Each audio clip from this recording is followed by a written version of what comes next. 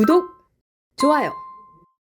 네, 시청자 여러분 안녕하십니까? 이채정의 MG톡 오늘도 방송 함께 시작을 해보겠습니다.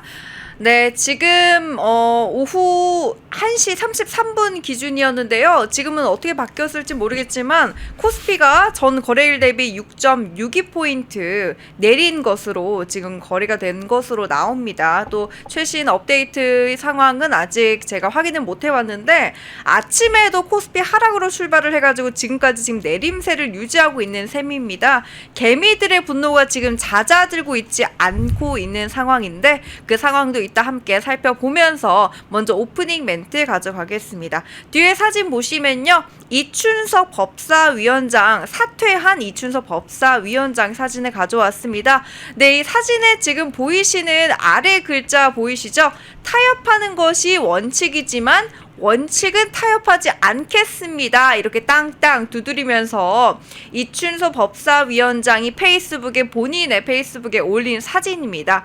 그런데 사퇴는 하고 또 탈당은 했지만 어떻게 될지는 모르겠습니다. 신임으로 지금 임명된 사람이 추미애 의원이라고 하는데 원래 이제 관례상 제1원내대표와 제2원내대표가 이렇게 합의를 해서 법사위원장은 제1야당에게 주는 것이 관례였다라고 하는데 거기에 대해서 그 원칙을 타협하지 않는다는 건지 이 페이스북을 보면서 그런 생각이 들었고요. 또 두 번째로 여러분한테 공유드리고 싶은 것이 두 번째, 국무총리 친형인 김민웅 촛불행동 대표가 지난 2일 뉴욕에서 한 간담회를 열었습니다. 근데 간담회 내용을 제가 유튜브에서 1시간 20분 정도가 되더라고요. 그거를 다 들으면서 중요 포인트가 뭘까 이렇게 다 들어봤는데 그런데 국민들을 뭔가 우습게 여기는 듯한 멘트를 하나 했더라고요. 박근혜 탄핵과 윤석열 탄핵을 나는 촛불혁명 1차 촛불혁명, 2차 촛불혁명이라 나눠 부르겠다. 그런데 1차 촛불혁명 당시, 그러니까 박근혜 전 대통령 탄핵 당시는 더 쉬웠다. 왜냐? 당시 국민들의 정치적 수준이 상당히 순진했기 때문. 태블릿 PC 하나 가지고 뒤집어졌다. 요런 식으로 국민을 우롱하는 듯한 그런 발언을 해가지고 상당히 논란이 됐습니다. 그러면서 국민주권 정부라는 이름도 이재명 대통령이 우리 촛불행동의 구호를 정부 이름으로 받아들인 것이다. 그러니까 사실상 촛불행동이 이재명 정부 뒤에 있다. 이런 식의 취지의 발언을 한 것으로 해석이 되고 있는데요. 이런 것 때문에 지금 댓글들도 달리면서 사실상 지금 이거는 그렇게 국민을 무시하고 하는 거 아니냐, 이런 지금 반응이 잇따르고 있습니다. 이거 소개를 드리면서 또 이 나왔던 이 JTBC 태블릿 PC 보도 같은 경우에 이게 가짜 뉴스냐 진짜 뉴스냐를 가지고 지금 정치적인 공방이 아직도 이어지고 있는 걸로 저는 알고 있거든요. 지금 현재 허위사실 보도 그 적시로 변희재 미디어워치 대표인가요? 현재 지금 재판이 진행 중인 걸로 알고 있는데, 그래서 관련 상황이 완벽하게 나오기 전까지 저희는 일단 함구를 하겠습니다만, 뒤에 보시면은 이 JTBC 최근에 가짜뉴스 논란이 있지 않았습니까? 플라이츠 부소장과 인터뷰를 했는데 JTBC가 가장 중요한 부분을 빼고 보도를 했다라고 해서 플라이츠 소장이 다시는 JTBC와 인터뷰를 하지 않겠다라고 이야기를 했었는데요. 그런데 며칠 전 이재명 대표가 이제 했던 말을 저희가 살펴보니까 이재명 대통령이 이렇게 말을 했더라고요. 가짜뉴스 허위 사실을 보도한 뉴스는 징벌적 손해배상을 통해 엄중히 처벌을 해야 한다. 그런데 정청래 대표도 이에 대해서 동의를 했고요. 그렇기 때문에 지금 언론에서는 그러면 김어준 유튜브를 먼저 가짜뉴스에 처벌을 해야 되는 대상에 집어넣어야 하는 거 아니냐라는 평론가들의 평론이 굉장히 많았고요. 그리고 김어준 뉴스뿐만이 아니라 지금 앞서 소개했던 이 JTBC의 의도적 누락, 가짜뉴스 의혹, 이런 것들도 마찬가지로 함께 처벌해야 하는 거 아니냐, 이런 의혹도 지금 일어나고 있습니다. 그래서 관련 상황들을 함께 저희가 소개를 해드리면서 지금 제가 오늘 아침에 국회에 다녀왔는데 국회에서 이제 방송법 방송법 관련해가지고 위헌 법률 심판을 검토하겠다라고 국민의힘에서 발표를 했고요. 또 이르면 일일찍 오늘 윤리위 제소도 하고 형사 고발도 할 것이다 이렇게 대응을 했습니다. 그래서 방송법 내용으로 저희가 먼저 시작을 할 텐데요. 오늘 저희가 모신 패널은 신성영 전 국민의힘 선대위 대변인이자 지금 현재는 인천시 의원을 맡고 있는 의원님 모셨습니다. 안녕하세요. 네, 안녕하십니까. 네, 지금 매주 저희가 함께 출연을 하고 계시는데 네. 이 방송법 관련해가지고 국민의힘이 필리버스터로 어떻게든 막아보겠다 했지만 결국에는 이제 강행으로 해가지고 민주당이 일방적으로 통과를 시킨 것으로 지금 네. 보도가 많이 되고 있어요. 네, 맞습니다. 그래서 이 내용을 지금 훑어보면 어제 김은혜 원내 정책수석 부대표가 이렇게 되면은 땡명 뉴스가 등장할 것이다. 민주당 네네. 방송이 될 것이다. 머지않았다. 이렇게 비판을 했거든요. 이게 얼마나 큰 내용이길래 지금 국민의힘에서는 헌법 재판까지 고려를 하고 있는 것인지 이게 다 통과가 되면 방송이 어떻게 될 건지 한번 전망을 좀 부탁드리겠습니다. 일단 이 방송 3법에 대한 것들 먼저 한번 설명을 드리고선 네. 비판에 대한 얘기를 해야 될 것 같습니다. 네. 지금 어제 통과가 됐잖아요. 말씀하셨던 것처럼 방송법은 통과가 됐습니다. 근데 이 방송 3법이라고 하는 게 방송법, 방송문화진흥회법, 뭐 방문 법이라고도 얘기를 합니다. 네네. 그리고 한국교육방송공사법, 말 그대로 KBS, MBC, EBS를 지칭하는 법률안들이에요. 네. 근데 이 법률안들을 뭐 허울 좋은 얘기들을 당위성들을 담았습니다. 이제 국민 여론, 정치 중립을 표방하고 국민 여론을 많이 담겠다라는 걸 주장을 하면서 네. 법을 개정을 지금 그 민주당 주도로 단독으로 지금 추진하고 있는데 방송법은 이미 통과가 됐고요. 이 골자를 좀 들여다보면 이사회 수를 늘리겠다라는 겁니다. 네. 그리고 이사회의 정당 추천목을 전체 이사회 기존에는 국회가 대부분 많이 추천을 했었는데 이거를 40% 이하로 제한을 하겠다라는 겁니다. 그리고 이사 추천 주체는 정당 중심에서 뭐 시청자, 뭐 학회, 법조계 뭐 이렇게 다양화를 한다라고 하는데 시청자위원회, 변호사협회 그렇죠. 이런 거요. 네, 그런데 이걸 굉장히 우려하는 시선이 왜 그러냐면 노조가 사실 민노총이 많이 장악을 했다라는 건 국민 여러분들께서 다 알고 계시지 않습니까? 네. 그래서 이사회 자체가 민노총하고 어떤 특정 정당에 많이 이제 휩쓸릴 수 있다라는 우려를 낳고 있는 겁니다. 그리고 두 번째가 사장 선임 방식하고 보도 책임자 그리고 편성위원회라는 거가 또 있는데요. 네. 크게 4가지가 있지만 이런 것들이 결국에는 뭐 국민이라는 이름 그리고 정치 중립이라는 이름 안에 숫자를 대규모로 늘리고 그거를 노조가 굉장히 많이 장악할 수 있는 구조로 만들겠다는 겁니다. 네. 이거를 KBS는 먼저 단독 통과를 시켜버렸고요. 그래서 이거를 필리버스터라는 거를 하면 사실 국회 본회의장에서 24시간 동안 안에는 필리버스터라 그래서 굉장히 그 토론자를 바꿔가지고 무제한 토론을 할 수 있지 않습니까? 네. 사실은 그런데 이것도 24시간만 가능합니다. 국회 5분의 3이 이거를 필리버스터를 중지해라 하면은 중지를 할 수밖에 없어요. 그래서 지금 거대 여당이 이걸 강력하게 또 중지를 해서 방송법은 통과가 됐는데 이 KBS를 이런 방식으로 거의 뭐 노조가 장악할 수 있게끔 노조가 장악하면 국민 여러분들 다 알지 않습니까? 민주당이 장악을 하는 거예요. KBS를 민주당이 장악을 하는 거고 방송문화진흥회법을 통과시키면 MBC가 또 장악이 되는 거고요. 네. 교육방송까지 장악이 되면 대한민국에 있는 모든 공영방송을 민주당 그리고 민노총이 장악하게 되는 겁니다. 네. 그래서 지금 비판이 계속 나오고 있는 것 같은데 네, 뭐 맞습니다. 국민의힘 측에서는 그렇게 주장을 하지만 또 민주당에서는 이게 국민에게 공영방송을 되돌려주는 길이다 이런 식으로 이야기를 하고 있단 말이에요. 네네. 그런데 이제 쟁점 법안이 5개가 있죠. 방송 3법 그리고 상법 개정안 노란봉투법 이렇게 5개가 있다고 보는데 네네. 그중에서 원래는 노란봉투법을 가장 먼저 처리하겠다라고 이야기를 했었거든요. 네. 그런데 어제 이제 김재정 의원이 김정재 의원이 이제 얘기를 한 거를 들어보니까 다른 악법을 홍보할 채널이 필요했기 때문에 방송 3법을 가장 먼저 통과시킨 것이다. 이런 취지의 발언을 하던데 이게 정확하게 어떤 의미로 한 건지. 맞습니다. 지금 우리 채널을 보고 계시는 우리 국민의힘 지지 정당 하시는 분들은 대한민국에서 자유가 없어질 거를 굉장히 우려를 많이 하고 계세요. 네. 실제로 그래서 광장에서 노력해주고 계신 분들도 많은 걸로 알고 있습니다. 이분들이 가장 우려를 하는 게 국민의 발언의 자유를 억압하는 거, 말 그대로 언론의 재갈을 물리겠다라는 거를 굉장히 우려를 하고 있는 겁니다. 네. 이게 하나의 예를 제가 좀 들어볼 건데, 최근에 그 대통령실에서 출입기자 명단을 유튜버로 확대를 했죠. 알고 계십니까 혹시? 네, 알고 있습니다.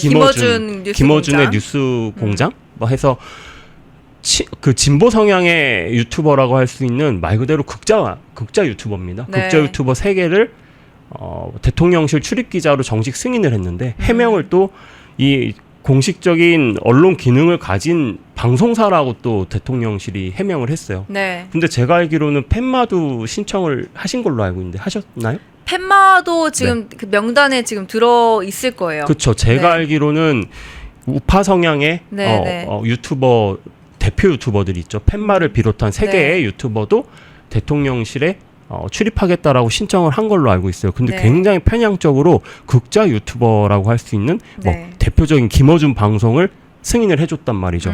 이렇게 노란봉투법을 처리를 하기에 앞서서 국민들의 알 권리를 철저하게 기만하기 위한 행동들을 지금 하고 있다라고 저는 생각을 합니다. 그래서 먼저 이렇게 방송법을 먼저 통과시키고 뭐 5대 악법이라고 불릴 수 있는 법들을 차근차근 통과시키려 하는 게 아닌가 하는 굉장히 큰 우려를 하고 있습니다. 그러니까 어떻게 보면 방송이 얼마나 중요한지를 가장 지금 나타내고 있는 거네요. 네, 맞습니다. 그래서 일각에서는 이런 우려도 나오더라고요. 그 김장겸 의원이 이제 언론인 출신이고 또 김은혜 의원도 언론인 출신이다 보니까 이런 언론인 출신의 국민의힘 의원들이 우려를 하면서 나타냈던 것은 만약에 이렇게 시작이 된다면은 종편도 장악을 할 것이고 신문법도 개정을 할 것이고 이런 식으로 해가지고 하나하나 좁혀들 것이다. 이렇게 우려를 하던데. 지금 이재명 대통령하고 정청래가 아까 말씀하신 것처럼 그 징벌적 배상이라는 걸 통해서 굉장히 엄벌을 하겠다라고 선포를 했잖아요. 거의 뭐 국민의 알 권리 말씀하셨던 모든 언론을 이 이재명 독재 정부가 하나하나 차츰차츰 자기네들 것으로 만들고 자기네들한테만 유리한 방송만 할 수 있게끔 언론을 장악하려는 시발점이라고 할 수가 있습니다. 그렇게 보시고 그리고 사실 지금 쟁점 법안 5개 중에서 또 지금 떠오르고 있는 문제점 중에 하나가 바로 이제 노란봉투법과 상법 개정안입니다. 특히 노란봉투법과 상법 개정안 같은 경우에는 지금 한국 관세가 15% 나온 상황에서 사실은 25%에서 15%로 떨어진 게 아니라 실질적으로는 0%에서 15%로 오른 거다라고 민노총이 그렇게 비판을 했어요. 실질적으로 지금 산업 종사자들한테 부담을 전가하고 있고 이재명 정부는 25%에서 15% 낮아졌다고 지금 뭐 얘기를 하는데 그 성과 아니다. 높아진 거 아니에요. 이렇게 비판을 했거든요. 민노총에서. 그 정도면은 어떻게 보면은 좌우 진영을 지금 막론하고 전체적으로 관세 협상이 잘 된 거다라고 평가할 수 없다라는 게 지금 지배적이라고 할 수가 있는 상황인데 그 중에서 지금 저희가 먼저 상법 개정안을 보도록 할게요. 상법 개정안의 내용이 조금 여러 가지고 복잡한 걸로 알고 있는데 가장 문제시되는 내용이 뭐라고 생각하시나요? 이게 그 상법 개정안 문제를 언급하기에 앞서서 그 5대 악법이라고 불리는 것들을 간단하게 좀 정리를 제가 한 번만 해드리고 넘어가겠습니다. 이게 사실은 저도 이거를 검색을 해보기 전에는 우리가 어렴풋이 굉장히 민주당이 우리 대한민국 자유시장 경제를 해치고 기업을 해치는 악법들을 추진하는 것 정도로 이해를 하고 있었습니다. 근데 제가 이걸 정리를 하다 보니 5대 악법 중에 하나가 방송법 개정안입니다. 아까 말씀드렸던 3대 방송 3법이라고 하는 방송 3대 3악법이 또 있잖아요. 그거는 그 중에 하나가 5대 악법에 들어가는 겁니다. 그래서 KBS 기준. 그렇죠. KBS 아까 말씀드렸던 KBS, MBC, EBS에 전부 재갈을 물리는 법안이라고 말씀드렸는데 네. 그중에 KBS의 재갈을 물리는 방송법 개정안이 5대 악법 중에 하나입니다. 그리고 노란봉투법, 그리고 상법 개정안, 중대재해처벌법 강화 개정안, 그리고 공정거래법 개정안 총 5개를 크게 5대 악법이라고 꼽을 수가 있을 것 같습니다. 네. 왜냐하면 이런 법들이 하나같이 다 대한민국의 기업 경쟁력을 무너뜨리는 그리고 여러 가지 이제 안 좋은 그 파급력을 낳을 수 있는 굉장히 악법들이라고 평가를 받기 때문에 이걸 5대 악법이라고 하고 있고요. 네. 그리고 말씀하신 것처럼 3법 개정안 중에서 이게 뭐 여러 가지 그 5대 악법이 굉장히 많은 내용들을 포함을 하고 있거든요. 네. 근데 3법 개정안 중에서 가장 문제가 되는 것들이 사실 다중 대표 소송제라는 게 있어요. 이게 뭐냐면 예를 들어 지금 사실 우리나라에서도 그 굉장히 유망한 기업들이 중국에 팔려간다라는 얘기들이 많이 있지 않습니까? 네. 그게 어떻게 팔려가냐면 말 그대로 자본의 논리로 이거를 사가는 거예요.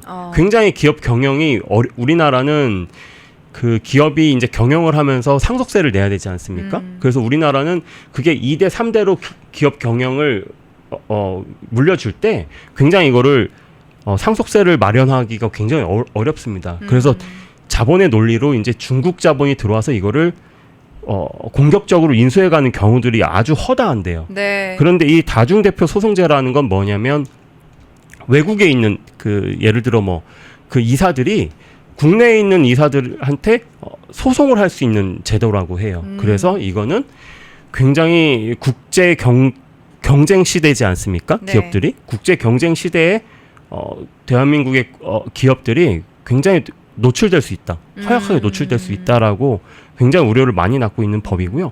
3법 개정안을 포함해서 5대 악법에 대한 뭐 전반적인 것들을 한 번만 제가 간단하게 말씀드리면 네. 노란봉투법은 크게 두 가지의 굉장히 안 좋은 법안들을 담고 있습니다. 네. 사용자의 기준을 다시 하면서 사용자의 기준을 굉장히 크게 확대를 한 거예요. 그래서 지금은 본청이 있고 하청이라는 개념이 있지 않습니까? 네. 그래서 하청도 전부 다 하청의 본청이 사용자가 될 수 있게끔 사용자의 기준을 확대하고. 그러니까 자동차 산업이 있다라고 하면은 자동차의 그렇죠. 그 완성차가 네. 이제 뭐 부품을 만드는 회사들까지 전부 다 네. 이제 노동자인 것처럼 교섭을 해야 된다라는 말씀이신 거잖아요. 그렇죠. 네네. 노란봉투법은 차후 이제 질문들에서 저희가 또 심도 있게 다룰 건데 네. 여기에 보면은 중대재해처벌법 같은 경우도 중대재해처벌법을 5인 미만 사업장에도 확대 적용하겠다라는 내용을 네, 담고 네, 있습니다. 그렇죠. 지금 최근에 2026년에 최저임금이 확정이 됐거든요. 네.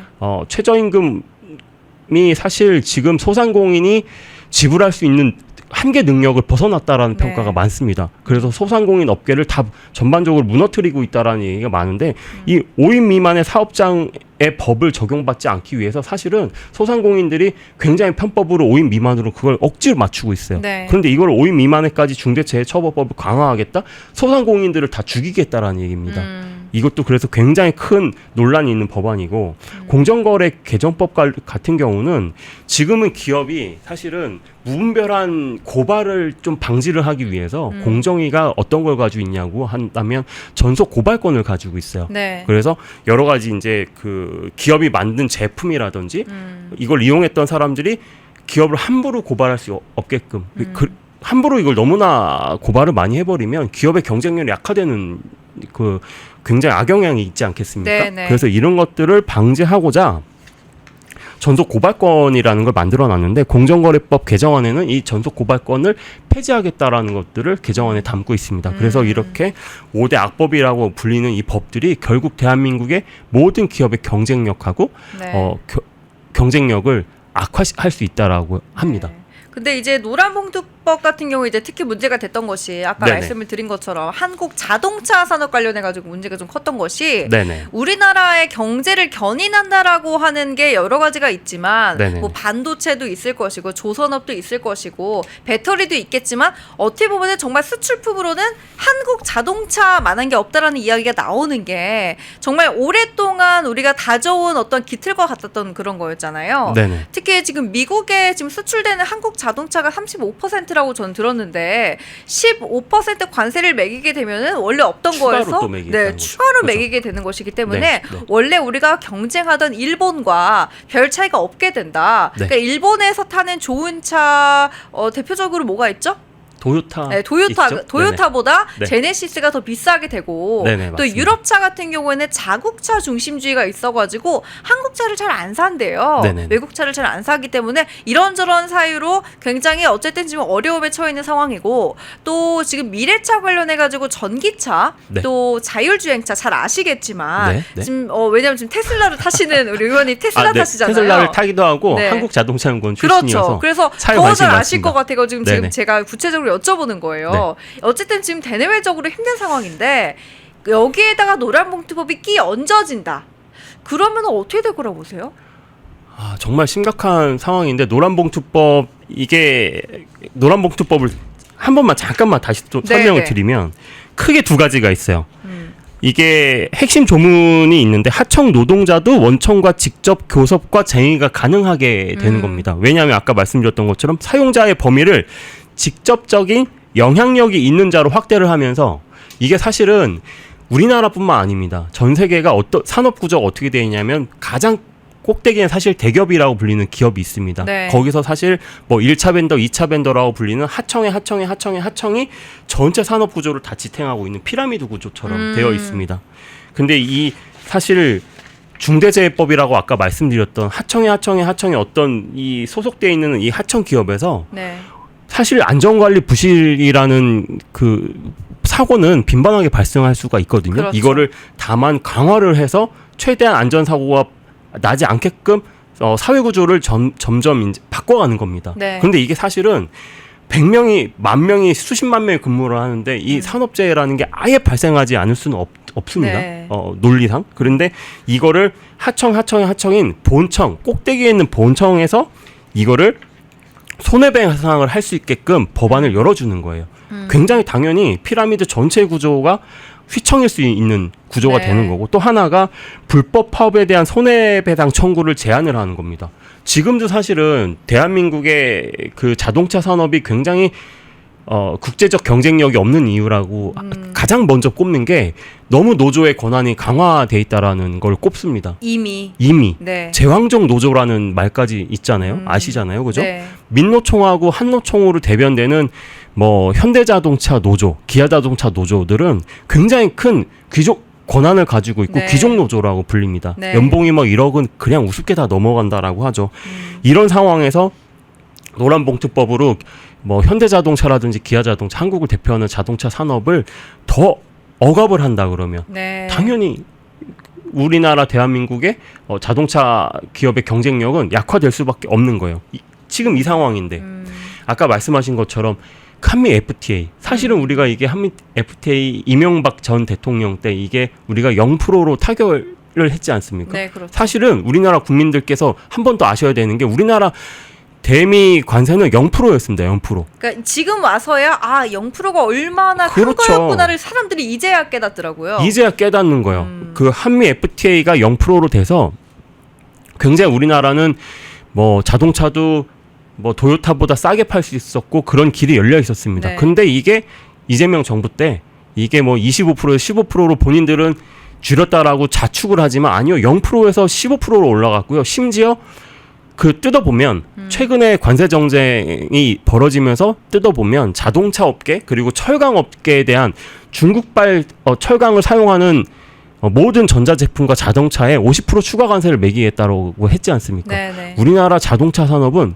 이런 것들을 막아내지 못하는 상황에서 이렇게 노란봉투법까지 가동이 되잖아요. 정말 우리나라 자동차 업계 무너질 수도 있습니다. 그래서 그 제가 어제 갔었던 국회 현장에서 그 관련자, 그러니까 네? 한국 자동차 관련해가지고 그 협회에 있었던 그분 회장이었나 부회장이었나 그분께서 나와서 발언을 네. 하셨는데 이러시더라고요. 이렇게 노란봉투법이 통과가 되면은 네네. 한국 자동차 누가 만드냐? 그렇죠. 만들 사람이 네. 없다라는 거예요. 네네. 이렇게 되면은 아예 그냥 부품 하나만 멈춰도 올스탑 된다면서요? 그렇죠.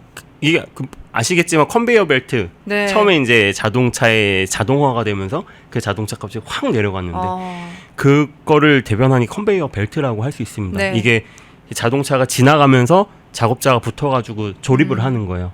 그러면서 자동차의 생산 속도가 굉장히 비약적으로 빨라졌거든요. 근데 이게 사실은 자동차 한 개에는 뭐 수만 개의 부품이 들어갑니다. 네. 이게 이 노란봉투법이 얼마나 말도 안 되는 악법이냐면 이 부품에 사실 하청에 뭐 수십 개 하청이 있지 않겠습니까? 이 하청에 굉장히 소규모 사업장이 있을 수 있어요. 네. 아까 말씀하셨던 중대재해 처벌법 강화로 인해서 그 하청이 예를 들어 5인 미만의 사업장이어서 기존에는 이제 처벌법 강화가 안 됐어. 근데 이게 그것까지 강화가 되고 노란봉투법까지 되면 여기서 예를 들어 안전사고가 하나 발생했잖아요. 네.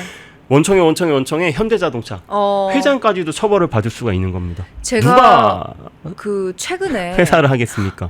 이러면 이때 이재명 대통령이 국민들과의 어떤 대화였나요, 간담회였나요? 처음에 취임을 하고 나서 네. 그 국민들과 만남을 가졌었는데 거기서 뭐 어떤 사람들이 마이크를 잡고 취업이 안 된다느니 그런 자기 개인사를 이야기를 하니까 이재명 대통령이 그런 개인적인 거 하나하나까지 처리하려고 대통령 하는 건 아니다라고 그렇게 지적을 했었어요. 네네네. 근데 예를 들어 우리가 버스카드를 찍었는데 버스카드가 안 된단 말이에요. 아, 이재명 일 안 하네. 이렇게 하면은 그냥 뭐 농담식으로 할 수는 있겠지만 실질적으로 내가 버스카드를 찍었는데 안 됐다고 해가지고 올라가지고 이재명 대통령 책임져라라고 할 수는 없는 거잖아요. 본인들이 이재명 민주당이 이런 법들을 악법들을 네. 지금 강행 처리하겠다라고 하면 네. 버스카드 안 되면 이재명한테 책임을 물어야 되는 거 아닙니까? 그러니까 같은 논리로 봤을 때 그렇죠. 정말로 사고라는 거는 있어서는 안 되는 것이지만 네네네. 또 임금이 낮고 정말 열악한 처우는 있어서는 안 되는 것이지만 네. 그거를 위로 쭉쭉쭉 올려가서 말씀하신 것처럼 현대자동차의 회장이 책임지게 만드는 그런 일로 간다면 정말 심각해질 수 있겠다 이런 생각은 드네요. 그래도 중대재해처벌법하고 노란봉투법을 통과시키면 대한민국에서 철수하겠다라고 선언했던 기업들이 굉장히 많은 걸로 알고 있습니다. 저번 시간에도 말씀드렸던 유럽 상의에서도 네. 이 두 악법이 통과가 되면 대규모 철수가 있을 수 있다라고 경고를 했지 않습니까? 네네. 굉장히 대한민국 산업계에 큰 악영향을 미칠 정말 네. 최악의 악법이라고 할 수가 있습니다. 네, 그래서 어쨌든 이 한국자동차연구소에서 일을 하셨던 의원님이니까 네네. 제가 조금 더 구체적으로 좀 파고 들었고요. 다음 질문을 드리면은 지금 대주주 양도소득세 하향에 대해서 반대 청원이요. 제가 월요일에 소개드렸을 때는 12만 명이었거든요. 이틀 네네. 지났는데 벌써 14만 명이 넘었었어요. 2만 명이 더 늘어났네요. 네, 5만 명만 넘어서면 이거 동의석 100% 통과인데 5만 명이 뭐야? 14만 명, 거의 20만 명 돌파할 것 같은데 원래 문재인 전 정권 때 이 기준은 10만 명에서 3만 명으로 내리겠다라고 해가지고 20만 명의 동의가 넘었었는데 지금 윤석열 대통령이 50억 원으로 다시 회기를 한 거에 대해서 다시 10억 원으로 내린 네. 거거든요. 근데 네네. 여기에 대해서 지금 반발이 엄청납니다. 특히 개미들 같은 경우에는 여론조사를 한 거를 제가 오늘 아침에 새벽에 확인을 해보니까 주식 양도세 대상 기준 강화에 대한 긍정적인 평가는 16.6%에 불과했고요.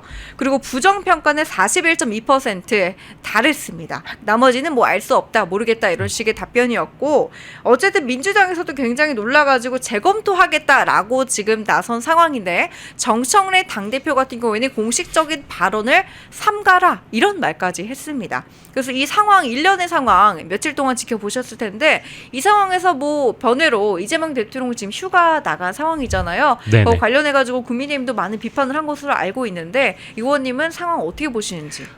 먼저 이재명 휴가에 대해서 비판을 안 하고 넘어갈 수가 없을 것 같아요. 네. 아까 말씀하셨던 그 이재명이 국민들을 만나겠다라고 한 자리에서 그런 사소한 민원을 나한테 제기하지 마라. 그따위 말을 우리 윤석열 대통령이라든지 이명박 대통령, 박근혜 전 대통령께서 그런 발언 했어봐요. 네. 대한민국 절반 이재명의 민주당 그들 들고 일어났지 않겠습니까? 난리가 났겠죠. 그리고 지금 그 산청은 사실 역대 최악의 피해가 났었어요. 집중호우로 인해 뭐 네. 700mm가 하룻밤에 막 쏟아져서 마을 하나는 제가 듣기로는 산청에 제 친구의 부모님이 거기 사시거든요. 마을 하나는 아예 통째로 없어져서 그 마을을 다른 곳으로 재건을 한다고 합니다. 어. 그 정도로 피해가 심각한 상황이에요. 네. 그리고 우리 그 친구의 부모님이 살았던 마을은 엊그제 도로가 간신히 개설이 돼서 복구가 돼서 이제 집에 들어가 봤다라고 해요. 사망자도 있었던 걸로 사망자는 뭐 들었거든요. 숱하게 발생을 네, 했고 네. 최근에 또 이재명이 휴가 갔을 때 또 무슨 일이 있었습니까? 광주 뭐 목포 이쪽에 사상 최악의 또 폭우가 나서 거기서 또 피해가 속출했지 않습니까? 네. 만약에 정권이 바뀌었어 봐요. 예를 들어 이런 폭우 사태에 윤석열 대통령이 휴가를 갔어 봐요. 모든 언론하고 민주당에서 난리가 났을 겁니다. 실제로 그 네. 윤석열 대통령이 트럼프 대통령과의 어떠한 골프 회동을 준비하기 위해서 골프 네네. 연습을 한다라는 그 보도가 네네. 엄청나게 비판으로 나왔었는데 이재명 대통령 휴가차에 골프도 친다라고 이야기가 나왔거든요. 네. 트럼프 대통령과의 그 골프 회동을 준비해서 그 언론 보도가 났었는데 이거는 또 어떻게 보세요? 그걸 왜 비난하는 언론은 없는지 모르겠습니다. 정말 그래서 이 언론의 이제 편향성, 그 중립성이라는 게 굉장히 중요한 건데 아까 우리가 굉장히 우려했던 방송 3법들 이런 방송 네. 장악을 통해서 언론의 재갈을 물리고 이재명 민주당한테 좋은 발언만 하는 언론사들만 굉장히 계속 우대하고 출입시켜주고 이러면 참 대한민국이 어디로 갈까 참으로 걱정이 되면서 아까 질문하셨던 주식 양도세. 그렇죠. 주식 양도세 얘기를 좀 해보면 네. 이거를 굉장히 사실 주식 양도세가 최근에 세금을 굉장히 증폭하는 세제 개편안을 발표를 했습니다. 네. 이재명의 국정기획위에서 이걸 발표를 했는데 그거에서 굉장히 세금을 많이 추가로 걷겠다라는 걸 발표를 하니까 그 중에 하나로 이렇게 국민청원이 발생을 한 거예요. 사실은 굉장히 말도 안 되는 증세가 굉장히 많습니다. 이재명의 민주당에서 무슨 짓을 했습니까? 뭐 국민들의 혈세를 꼭 본인들이 뿌리는 것처럼 돈을 막 뿌려댔지 않습니까? 네. 지금 뭐 15만 원, 뭐 많게는 50만 원을 지금 전 국민한테 지금 다 뿌려대고 있는데 당연히 이런 행위를 하기 위해서는 증세가 필요한 거 아니겠습니까? 그래서 굉장히 다양한 증세 법안을 내놨어요. 법인세를 뭐 증세를 하고 여러 가지 지금 뭐 민생 경제 쪽에서도 세제 개편을 하면서 심지어 증세까지 검토를 하고 막 발표를 했습니다. 네. 이런 것들은 사실은 제가 지난 방송에 조삼모사 법안이라고 하면서 돈 뿌리면서 카드 공제를 없애는 것을 검토하겠다라고 하는 거는 그런 것들 다 어디서 검토되고 있냐? 이재명 정부에서 뭘 만들었어요? 국정기획이라는 걸 만들었는데 국정기획위에서 실제로 검토되고 발표되고 있는 것들입니다. 이번에는 세제 개편을 하면서 뭐 아까 말씀하셨던 그 주식 양도세 그거 대주주의 기준을 강화하는 법안을 발표를 한 거예요. 뭐 기존에는 윤석열 정부에서 대한민국 주식 시장은 사실은 뭐 미국이라든지 중국 이런 우리가 통상 말을 하는 프랑스라든지 뭐 독일 이런 최고 선진국들에 비해서는 우리나라 주식 시장이 사실은 약하지 않습니까? 네. 그래서 이런 그 대주주의 어떤 주식 양도세를 그동안에는 부과를 하지 않고 오히려 이것들을 더 완화를 해왔던 겁니다. 윤석열 정부에서 이게 10억이었던 것들을 50억으로 완화를 하고 근데 갑자기 이거를 증세를 검토를 하면서 50억이었던 거를 10억으로 대주주 기준을 강화를 하겠다라고 네. 하는 겁니다. 근데 우리나라는 이게 굉장히 오랫동안 이 행위들이 있었기 때문에 네. 통상 10월이라든지 11월, 12월에는 이 대주주라고 하는 분들 뭐 팔아버려요. 다 팔아버린다라고 해요. 가장 크게는 뭐가 있겠어요? 국민연금도 대한민국의 대표적 대주주 아닙니까? 네. 이런 국가기관들에서조차 이 대한민국에 맞춰져 있는 이 현실 법안에 의거해서 10월, 11월, 12월에는 대주주 기준의 어떤 그 소득세를 주식 양도세를 피하기 위해서 이거를 많이 매도를 한다라고 합니다. 그러면은 유명무실한 거 아니에요? 근데 이런 그 행위들이 있었는데 네. 이걸 갑자기 50억에서 10억으로 기준을 강화한다. 그러면 대한민국의 모든 현금 흐름과 이 주식이 그냥 저게 굉장히 간단한 그 증세 같지만 저거 하나의 증세로 굉장히 많은 파급 효과가 있는 겁니다. 이거의 피해는 누가 볼까요? 그러니까 서민들이 보겠네요. 그렇죠. 개미 투자자들이 굉장히 큰 피해를 보게 되는 겁니다. 그리고 국내 주식 시장의 경쟁력을 약화시킬 뿐만 아니라 연말에는 이 최대 피해는 전부 다 개미 투자자들이 보는 거예요. 그래서 이거를 굉장히 우려를 하고 있는 겁니다. 네. 그러니까 뭐 말씀하신 것처럼 저는 확인은 못했는데 국민연금도 만약에 매도를 하는 추세다라고 하면은 네네. 국가기관이 일단 그런 식으로 하는데 개인 투자자며 기관 투자자가 그렇게 하는데 개인 투자자며 외국인이 그렇게 하지 못할 이유가 없다라는 생각이 들고 네, 사실은 기관 네. 투자자와 대주주에 대한 그 기준은 법률 기준은 제가 한 번 더 검토는 해봐야 될 것 같긴 해요. 확인을 한번 해보면 좋을 것 같아요. 그러나 대주주라고 하는 50억 이상의 주식을 보유하고 있는 대주주들이 네. 그런 행위들을 연말에 갑자기 바뀐 법률에 의거해서 현금 흐름이 왔다 갔다 한다 그러면 네네. 그런 불안은 전부 다 피해는 서민들이 다 떠안게 되는 겁니다.